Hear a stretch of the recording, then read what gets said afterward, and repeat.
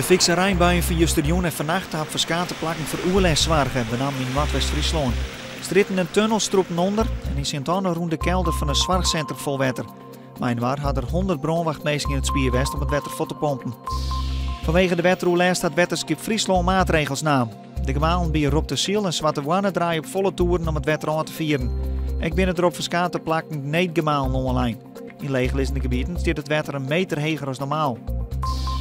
Een 44-jarige man uit Haas is van een man betierd verstoren na een ongeluk. Het slachtoffer stuts met zijn fiets de lange lijnbaan in Hazoer. Een autorieder uit Snit zegt de man te let en kon net meer ontwijken. De Hazer verstoren op het plak van het ongeluk. Trainer Marco van Basten van SC Heerenveen had flinke kritiek op de clubleiding. De FSM met de 19 versteert in nieuwe spelers wilst het wel tas zijn weer. Heerenveen wat Justerjoen uitskekelen van Europees voetbal. Het aanronde seizoen zou er van €100 miljoen aan spelers verkocht wezen. Joenig zinnen en vannacht helder waar, de temperatuur leidt om de 10 graden in.